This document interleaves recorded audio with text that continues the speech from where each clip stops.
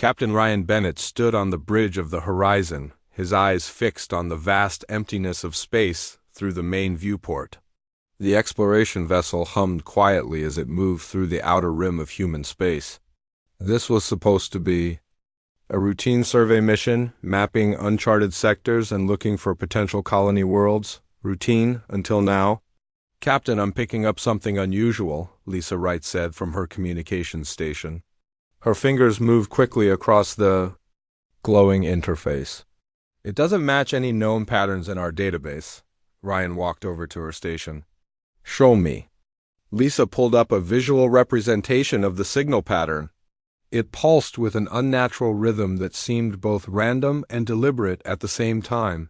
"What do you think, Alan?" Ryan asked, turning to his science officer. Alan Powell adjusted his glasses and leaned forward to examine the display. "It's definitely artificial, sir. But unlike anything we've encountered before," he tapped a few commands into his console. "The signal is coming from Sector 47, about 3 light days from our current position."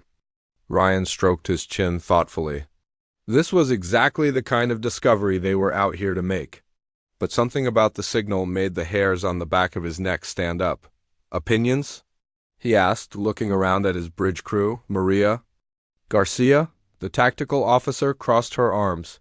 "We should proceed with caution, sir. First contact protocols would be advisable." Ryan nodded. "Set a course for the signal source. Yellow alert status, and inform Earth Command of our findings and intentions." The horizon changed direction, its engines glowing brighter as it accelerated toward the unknown. For 3 days, the crew prepared for potential first contact. They reviewed protocols, prepared translation algorithms, and discussed various peaceful approach strategies. On the 3rd day, they arrived at the source of the signal. "My God," Ryan whispered as the massive structure came into view. It was a ship, but unlike any human vessel. It stretched nearly 5 miles from end to end, with a dark metallic hull that seemed to absorb light rather than reflect it. Sharp, blade-like protrusions extended from its surface at odd angles, giving it the appearance of a massive predatory creature. "No response to our hails, Captain," Lisa reported, her voice tense. "Keep trying all frequencies and formats," Ryan ordered. "And maintain our distance." Suddenly, the bridge lighting flickered, and all displays momentarily went blank. When they came back online, a face appeared on the main screen. The creature had a reptilian appearance. With scaled skin in dark purple and black patterns, its eyes were large, yellow, and vertical slitted like a cat's. What might have been its mouth opened to reveal rows of sharp teeth. "We are the Vraxian Dominion," the creature said, its voice translated into English by the ship's computer. "I am Commander Krell, who speaks for your vessel." Ryan stepped forward. "I am Captain Ryan Bennett of the Earth exploration vessel Horizon. We come in peace and seek friendly contact." The alien made a sound that might have been laughter. Peace. A concept embraced by prey species throughout the galaxy. Commander Krell leaned closer to whatever imaging device was capturing his likeness.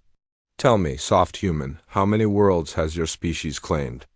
"We have colonies on 7 planets besides Earth, our homeworld," Ryan replied, maintaining a diplomatic tone despite the unsettling nature of the conversation. 7. The alien seemed amused. "The Vraxian Dominion has brought 17 star systems under our protection. The weak races that inhabited them now serve a greater purpose as part of our empire." Maria tensed at her tactical station, her hand hovering near the weapons controls. Ryan gave her a subtle shake of his head. They were outmatched and far from home. "We would be interested in learning more about your people, Commander Krell," Ryan said carefully. "Perhaps we could establish regular communication and eventually diplomatic relations." "Yes," Krell replied, his vertical pupils narrowing. "We would be very interested in learning more about humans as well. Your biological structure appears ... interesting. So soft, yet you venture into the darkness between stars." Alan worked quietly at his science station, scanning the alien vessel. He caught Ryan's eye and subtly shook his head. Their scans were being blocked. "We will send you cultural and historical information as a gesture of goodwill," Ryan offered. Basic knowledge about Earth and humanity. How generous, Krell said. We shall do the same. Prepare to receive data about the glorious Vraxian Dominion. After the transmission ended, the bridge crew gathered in the conference room. I don't like this, Maria said immediately. They referred to other species as prey. They talked about bringing star systems under their protection, which sounds like conquest, Lisa nodded in agreement. Their tone was condescending at best, threatening at worst. The data they sent is mostly propaganda, Alan reported, displaying the information on the room's main screen. But it does confirm they're a predatory species. They evolved as apex hunters on their homeworld and view expansion as their natural... Right, Ryan paced the length of the room. We need to report everything back to Earth immediately. This could be the most significant first contact in human history, and potentially the most dangerous. Sir, Alan said hesitantly, I detected a brief energy spike during our communication. They may have been probing our systems? Ryan stopped pacing. Did they get anything? Alan's face was grim. I can't be certain, but there's a possibility. They located Earth's coordinates in our navigational database. A heavy silence fell over the room. We're leaving, Ryan decided. Now, full speed back to Earth, we need to warn them. Unknown to the Horizon crew aboard the Vraxian vessel, Commander? Krell was addressing his officers. The humans appear weak and technologically inferior, he said, displaying images of the Horizon captured during their encounter. Their vessel is small and poorly armed. A subordinate officer displayed a star chart with Earth's location marked. Their homeworld is rich in resources and located in an advantageous position, Commander. Krell made a gesture of approval. Add them to the Conquest Registry. We will observe for now and prepare a proper welcome for these soft creatures. His mouth opened in what passed for a smile among his kind. They will make an interesting addition to our collection of servant species. As the Horizon raced back toward Earth, the crew was unaware that the Vraxians had already begun preparations for invasion. The predators had found new prey, but they had yet to learn that humans were unlike any species they had encountered before. 6 months had passed since the Horizon's encounter with the Vraxian Dominion.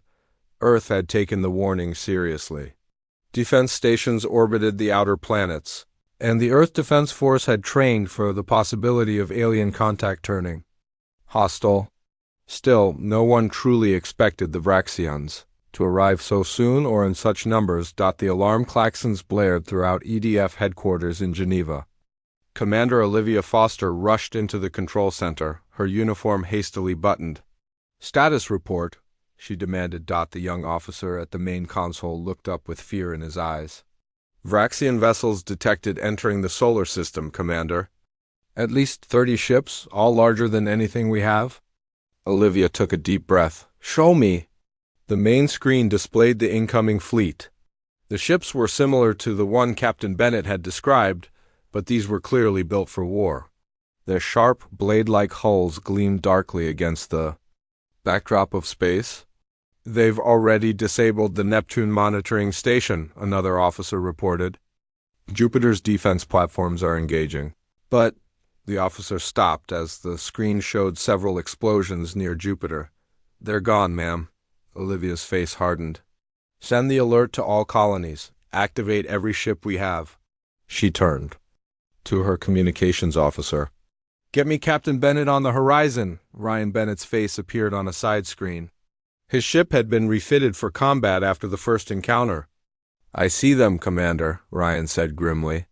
Their technology is even more advanced than we thought? We need time, Olivia replied. The new shield technology isn't fully deployed yet. Ryan nodded. We'll give you that time. Horizon out. The EDF fleet moved to engage the Vraxians near the orbit of Mars. Human ships were smaller, but more numerous. Still, the battle quickly turned against them. Vraxian energy weapons tore through the first line of defense as if it were paper-in. The engine room of the EDF flagship Defiance. Chief Engineer Patrick Reeves worked frantically to bring the experimental shield system online. The converters can't handle this much power, his assistant warned. Patrick wiped sweat from his brow. They have to. Otherwise, there won't be an Earth to go home to. On the bridge of the Defiance, Olivia watched as her fleet appeared to scatter. In disarray, some ships retreated toward Mars, others toward Earth. To the Vraxians, it looked like panic. But it was all part of the plan. The Vraxians are splitting their forces to pursue our ships, the tactical officer reported. Just as we hoped. What about the new shields? Olivia asked. Engineer Reeves reports they're at 70% capacity. He needs 10 more minutes. Olivia gripped the edge of her command chair. We don't have 10 minutes. On the Vraxian command ship, Commander Krell watched with satisfaction as the human fleet broke formation. Pathetic, he said to his second-in-command. They run at the first sign of real combat. Should we pursue the fleeing vessels? His officer asked. Of course, split our forces. Half will hunt down those retreating to the Red Planet. The rest will follow those heading toward the Blue World. I want prisoners from both groups to study. Back on the Defiance, Communications Officer Jack Murphy made a breakthrough. Commander, I've done it, he said excitedly. I've decoded their battle communications. What are they saying? Olivia asked. They're splitting their forces as expected. But there's something else. Jack's eyes widened. They're transmitting biological data about their own species to each other. Some kind of medical information? Military strategist Karen Wilson looked over Jack's shoulder at the data. Can you send this to Dr. Lee in the science lab? Within minutes, Dr. Lee called the bridge. Commander, the Vraxians have a unique auditory system. They use it not just for hearing but for balance and spatial orientation. And it appears extremely sensitive to certain frequencies. A weakness, Olivia said. Can we exploit it? With the right sonic emitter, yes. We could potentially disrupt their entire nervous system. Olivia smiled for the first time since the battle began. How quickly can you adapt our communication arrays? 20 minutes, maybe less. You have 15. And send the specifications to all ships immediately. Meanwhile, Engineer Reeves finally stabilized the new shield system. Shield technology online, Commander. The Defiance's ordinary shields were replaced by a shimmering field that seemed to bend light around it. When a Vraxian vessel fired, the energy weapon struck the shield, and then the energy was absorbed and redirected back at the attacker. The Vraxian ship shuddered under the impact of its own weapon. On the Vraxian command ship, Krell received the unexpected news. Impossible, he snarled. No prey species has ever turned our weapons against us. The human vessels are regrouping, his officer reported, a note of concern in his voice. And our sensors detect unusual energy emissions from their communication arrays. Suddenly, a piercing sound filled the Vraxian ship. Krell clutched his head in agony as his sense of balance failed. All around him, Vraxian warriors fell to their knees, disoriented and in pain. Shut it out, Krell screamed. Block that frequency. But the human attack had been perfectly calibrated to exploit the Vraxian biological weakness. What's more, the portion of the Vraxian fleet that had pursued human ships toward Mars now found themselves surrounded. Hidden weapon platforms throughout. The asteroid belt activated. Encircling the fragmented Vraxian fleet from the bridge of the Defiance, Olivia watched as the tide of battle turned. All ships, press the advantage, she ordered. Don't give them time to adapt. The human fleet, now protected by the new shield technology and armed with the sonic disruptors, launched a coordinated attack. Vraxian vessels that had seemed invincible were now vulnerable. On his command ship, Krell struggled to regain control of both his senses and his fleet. We underestimated them, he said, his voice filled with a new fear. These humans, they are not prey, they are something else entirely. His second-in-command looked at him with shock.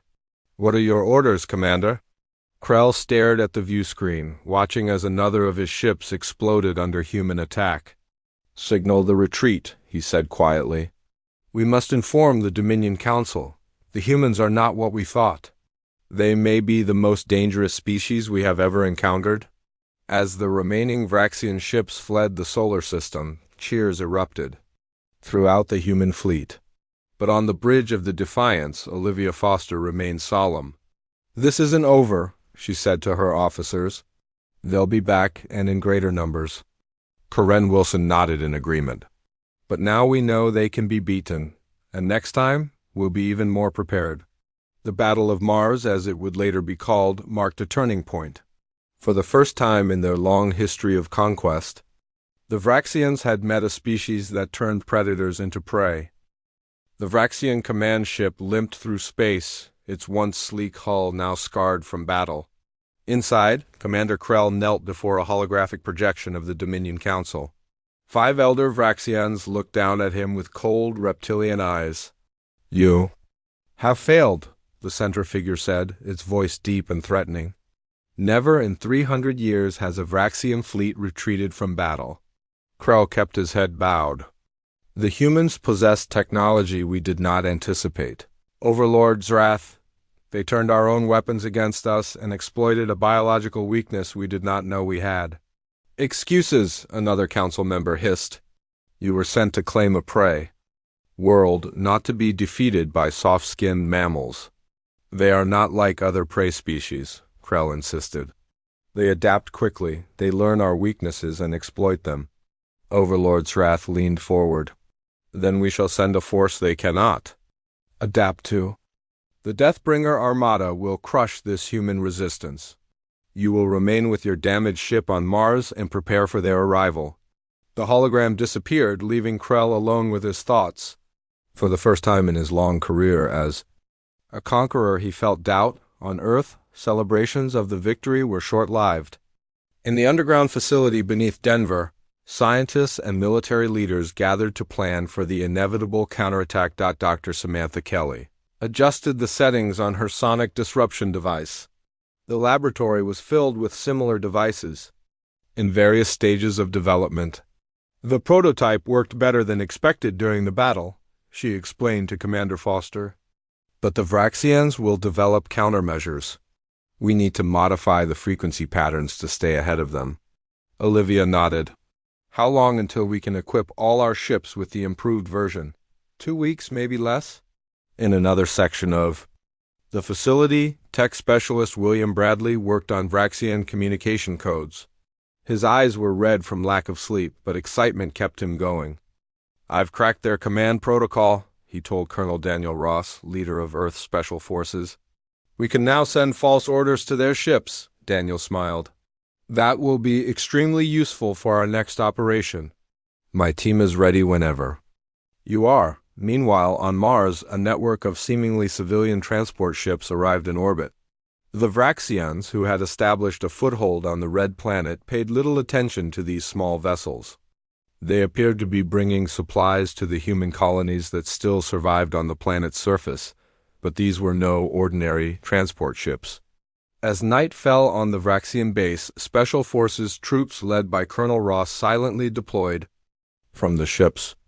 Each soldier carried a personal sonic disruptor designed by Dr. Kelly. On the command ship still undergoing repairs in orbit, Commander Krell received an urgent message.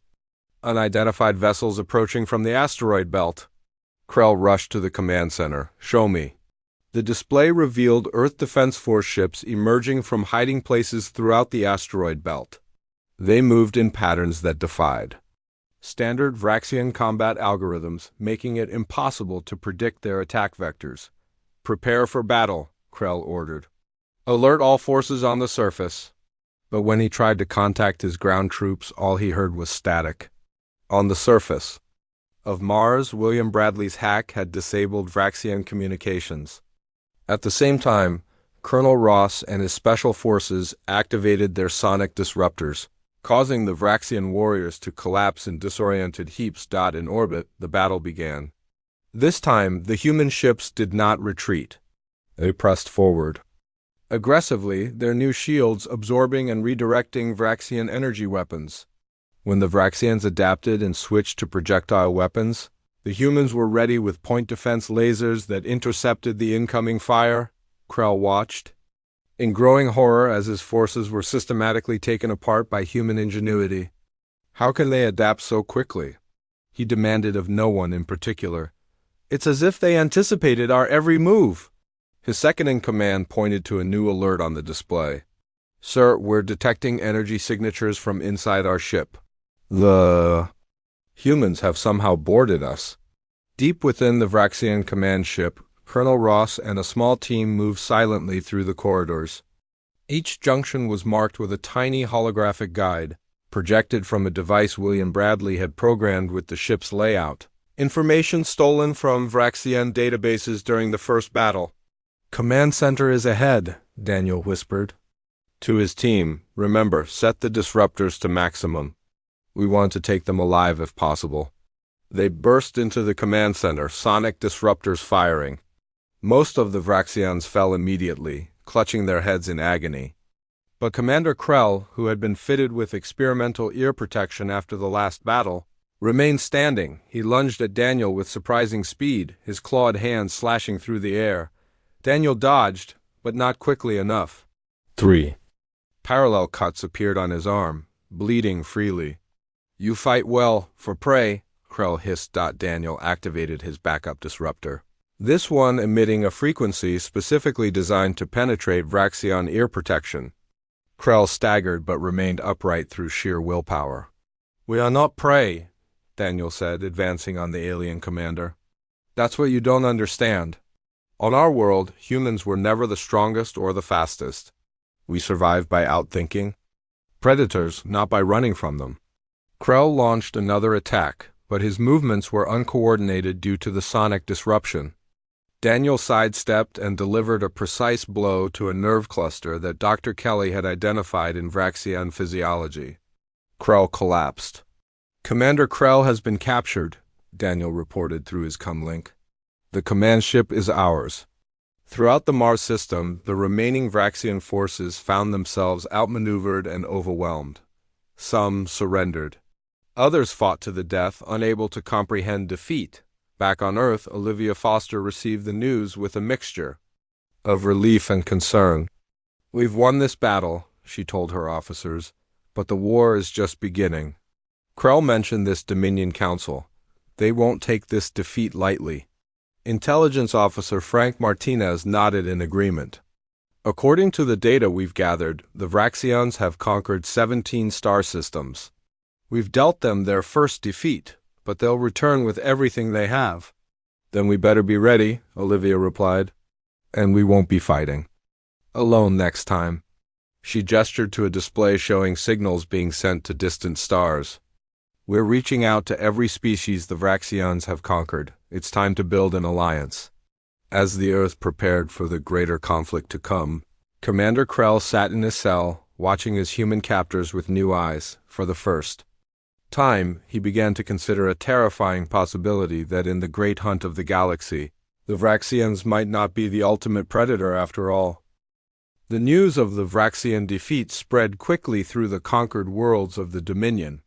For species that had lived under Vraxian rule for generations, the idea that the predators could be beaten seemed impossible, like a dream too good to be true. On Earth, diplomat Nancy Green sat across from Commander Krell in a specially designed holding cell. The room was comfortable but secure, with sonic disruptors built into the walls that could be activated at the first sign of trouble. Why? Are you here again? Krell asked, his vertical pupils narrowing. I have told you everything about our fleet movements. Nancy shook her head. I'm not here about military information today. I want to understand your people, your history, how you became conquerors. Krell made a sound that might have been a laugh. You seek to understand the predator? Very well. Perhaps it will help you accept your inevitable defeat. He stood and began to pace the cell. The Vraxians evolved as apex hunters on a harsh world. We competed with other predator species, eliminating them one by one until only we remained. When we developed space travel, we simply continued our natural role. The strong consume the weak. This is the law of nature. But it doesn't have to be that way, Nancy argued. Cooperation can achieve more than conquest. A philosophy of prey, Krell dismissed her with a wave of his clawed hand. For 300 years we have expanded our territory. 17 systems have fallen to us. You humans are merely the first to offer meaningful resistance. The Dominion Council has ruled for 10 generations without defeat. They will not accept one now. In another part of the facility, Intelligence Officer Frank Martinez reviewed data recovered from the captured Vraxian vessels. He discovered records of other species who had fought against the Vraxians, the insectoid Zari, the crystalline Lith, and the aquatic Naiads. All three species developed promising defenses, Frank explained to Commander Foster at their daily briefing. But they couldn't coordinate their efforts. The Vraxians isolated and defeated them one by one. Olivia studied the information on her screen. We need to contact these species. If we can form an alliance, we might stand a chance against this Deathbringer armada that's coming. Admiral Paul Weber, newly appointed commander of Earth's growing Space Fleet, nodded in agreement. I've already dispatched fast scout ships to the coordinates we extracted from the Vraxian databases. If any resistance remains on those worlds, we'll find it. Meanwhile, in the research facility beneath Denver, Dr. Eric Johnson led a team of scientists examining Vraxian technology. They had made remarkable progress reverse engineering the alien vessel's propulsion and weapons systems. Their technology isn't actually more advanced than ours in many areas, Eric explained to visitors from the Earth Defense Council. It's just different.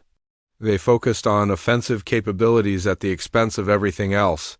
No redundant systems, minimal life support, and almost no medical facilities.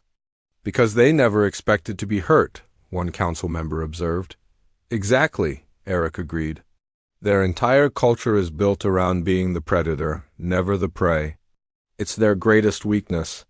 3 weeks after the Battle of Mars, the first of the scout ships returned, carrying representatives from the Zari. The insectoid aliens were nervous in the presence of both humans and their captive Vraxians, their compound eyes constantly darting around as if expecting an attack.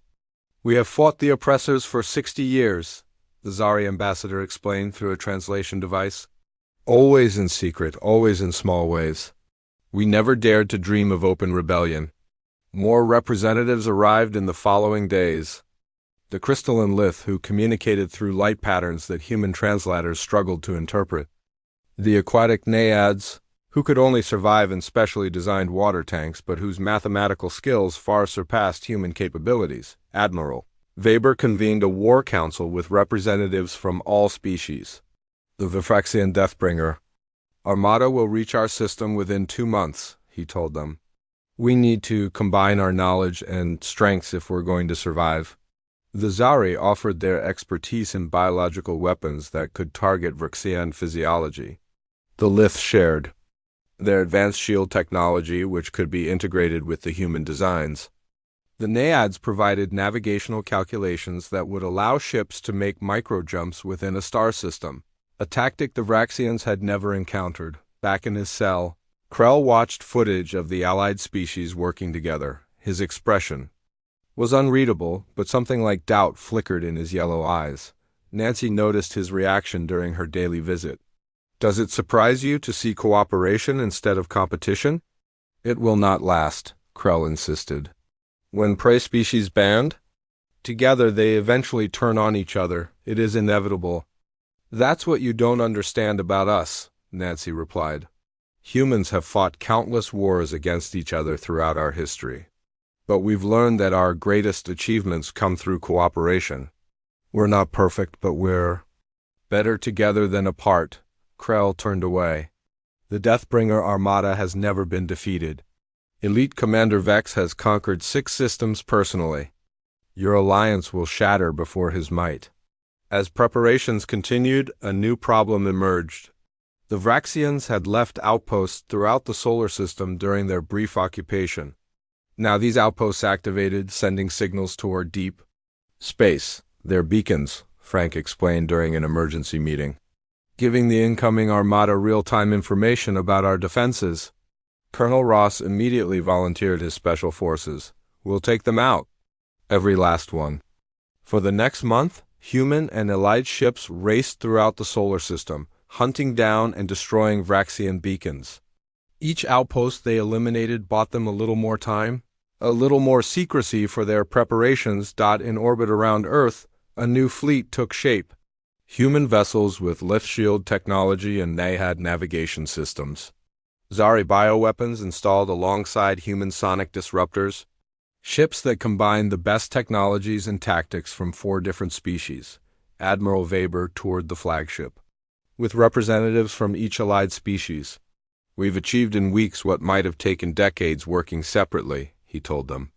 This is the power of cooperation, of diversity in thought and approach. As the final preparations were made, long-range sensors detected the approaching Vraxian armada. It was massive, over 100 ships, each larger and more heavily armed than those in the previous attack. "They're here," Olivia announced to the assembled leaders of the Alliance. "Everything we've worked for comes down to this moment." The representatives of each species looked at each other, former enemies now united against a common threat. "We are ready," the Zari ambassador clicked through his translator. "We stand together," the Lith representative flashed. "For freedom." The Naiad gurgled from her water tank dot as the Deathbringer armada entered the outer solar system. Humanity and their new allies prepared to defend, not just Earth, but all their worlds. The final battle was about to begin. The Vraxian Deathbringer armada filled the viewscreens of the Allied command center. Their ships were massive, dark shapes against the stars, moving with precision towards Saturn where the human fleet waited. "They're not even trying to hide their approach," Admiral Weber noted. "They want us to see them coming." "Psychological warfare," Olivia Foster replied. "They've relied on fear for centuries." Elite Commander Vex stood on the bridge of his flagship, the largest vessel ever constructed by the Vraxian Dominion. His scales were midnight black, with red markings that signified his rank as the most feared warrior in Vraxian history. "The prey awaits us near the ringed planet," his second-in-command reported, Vex's mouth curled into what passed for a smile among his kind. "They think their little victory over Krell means something. They will learn the difference between a border commander and the elite of the Dominion." The Allied fleet held position in Saturn's orbit, using the planet's rings for partial cover. The plan had been developed by all 4 species, combining their knowledge of Vraxian tactics with their own unique strengths. "All ships report ready, Admiral," the communications officer announced. Weber nodded. "Remember, we need to hold them here as long as possible. Every minute counts." On Earth, every available computer system had been linked into a single network. Civilians volunteered their personal devices, creating a distributed computing grid of unprecedented scale. Engineer Susan Phillips supervised the operation from a control room in Geneva. "The gravity manipulation system is at 95% power," she reported to Commander Foster. "We need another 20 minutes to reach full capacity." "Let's hope the fleet can give us that time," Olivia replied. Near Saturn, the battle began. The Vraxian ships opened fire with energy weapons more powerful than any seen before. The Allied ships responded with their combined shield technology, absorbing much of the impact. Then they scattered in all directions, following the Naiad navigational patterns that made their movements unpredictable. Vex watched with growing irritation as his gunners struggled to lock onto targets. "What is this strategy?" "They flee in all directions like frightened herd animals." "Sir, we're detecting unusual energy readings from several of their smaller vessels," an officer reported. "Ignore them. Focus fire on their larger ships." The smaller ships were piloted by Zari, whose quick reflexes allowed them to evade Vraxian targeting systems. Each carried a payload of biological agents specifically designed to affect Vraxian life support systems. As they darted between the massive Vraxian vessels, they released these invisible weapons on the Vraxian ships. Environmental alarms began to sound. The atmosphere was becoming toxic to Vraxian biology. Emergency systems kicked in, but they had never been designed for this kind of attack. "The prey has found new ways to bite," Vex snarled as he ordered his crew to don breathing apparatus. "No matter, we will still crush them." The battle intensified. Vraxian ships managed to destroy several Allied vessels, but took damage in return from weapons that combined human and Lith technology. The space around Saturn lit up with explosions and weapons fire. On Earth, Susan Phillips watched the power levels of the gravity manipulation system reach 100%. "We're ready," she told Commander Foster. "Signal the fleet," Olivia ordered. "Operation Predator's Trap is a go." Admiral Weber received the message and immediately ordered all Allied ships to fall back to prearranged positions. The Vraxians, sensing victory, pressed forward aggressively. "They retreat," Vex announced with satisfaction. "The hunt nears its end. Pursue them and finish this." Half the Vraxian fleet moved into the designated area. Weber gave the signal, and Susan activated the experimental gravity weapon. A localized distortion appeared in space near Saturn. The affected Vraxian ships suddenly found themselves unable to maneuver, caught in a gravity well that grew stronger by the second. "What is happening?" Vex demanded as his sensors showed half his fleet trapped and immobilized. Before his officers could respond, a new alert sounded. "Commander, small craft approaching our vessel.